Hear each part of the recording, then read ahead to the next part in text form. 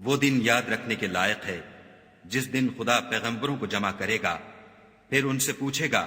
کہ تمہیں کیا جواب ملا تھا۔ وہ عرض کریں گے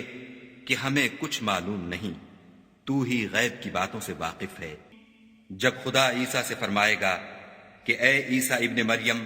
میرے ان احسانوں کو یاد کرو جو میں نے تم پر اور تمہاری والدہ پر کیے، جب میں نے روح القدس یعنی جبرائیل سے تمہاری مدد کی، تم جھولے میں اور جوان ہو کر ایک ہی نسب پر لوگوں سے گفتگو کرتے تھے، اور جب میں نے تم کو کتاب اور دانائی اور تورات اور انجیل سکھائی، اور جب تم میرے حکم سے مٹی کا جانور بنا کر اس میں پھونک مار دیتے تھے تو وہ میرے حکم سے اڑنے لگتا تھا، اور مادرزاد اندھے اور سفید داغ والے کو میرے حکم سے چنگا کر دیتے تھے، اور مردے کو زندہ کر کے قبر سے نکال کھڑا کرتے تھے، اور جب میں نے بنی اسرائیل کے ہاتھوں کو تم سے روک دیا جب تم ان کے پاس کھلے ہوئے نشان لے کر آئے، تو جو ان میں سے کافر تھے کہنے لگے کہ یہ تو صریح جادو ہے، اور جب میں نے حواریوں کی طرف حکم بھیجا کہ مجھ پر اور میرے پیغمبر پر ایمان لاؤ، وہ کہنے لگے کہ پروردگار ہم ایمان لائے، تو شاہد رہیو کہ ہم فرما بردار ہیں۔ وہ قصہ بھی یاد کرو جب حواریوں نے کہا کہ اے عیسیٰ ابن مریم، کیا تمہارا پروردگار ایسا کر سکتا ہے کہ ہم پر آسمان سے طعام کا خوان نازل کرے؟ انہوں نے کہا کہ اگر ایمان رکھتے ہو تو خدا سے ڈرو۔ وہ بولے کہ ہماری یہ خواہش ہے کہ ہم اس میں سے کھائیں اور ہمارے دل تسلی پائیں،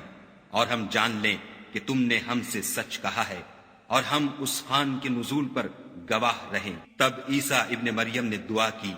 کہ اے پروردگار، ہم پر آسمان سے خوان نازل فرما کہ ہمارے لیے وہ دن عید قرار پائے، یعنی ہمارے اگلوں اور پچھلوں سب کے لیے، اور وہ تیری طرف سے نشانی ہو، اور ہمیں رزق دے، تو بہتر رزق دینے والا ہے۔ خدا نے فرمایا میں تم پر ضرور خوان نازل فرماؤں گا، لیکن جو اس کے بعد تم میں سے کفر کرے گا اسے ایسا عذاب دوں گا کہ اہل عالم میں کسی کو ایسا عذاب نہ دوں گا۔ اور اس وقت کو بھی یاد رکھو جب خدا فرمائے گا کہ اے عیسیٰ ابن مریم، کیا تم نے لوگوں سے کہا تھا کہ خدا کے سوا مجھے اور میری والدہ کو معبود مقرر کرو؟ وہ کہیں گے کہ تو پاک ہے، مجھے کب شایع تھا کہ میں ایسی بات کہتا جس کا مجھے کچھ حق نہیں۔ اگر میں نے ایسا کہا ہوگا تو تجھ کو معلوم ہوگا، کیونکہ جو بات میرے دل میں ہے تو اسے جانتا ہے، اور جو تیرے ضمیر میں ہے اسے میں نہیں جانتا۔ بے شک تو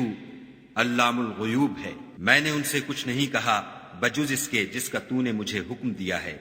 وہ یہ کہ تم خدا کی عبادت کرو جو میرا اور تمہارا سب کا پروردگار ہے، اور جب تک میں ان میں رہا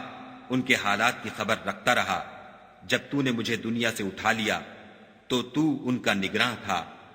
اور تو ہر چیز سے خبردار ہے۔ اگر تو ان کو عذاب دے تو یہ تیرے بندے ہیں، اگر بخش دے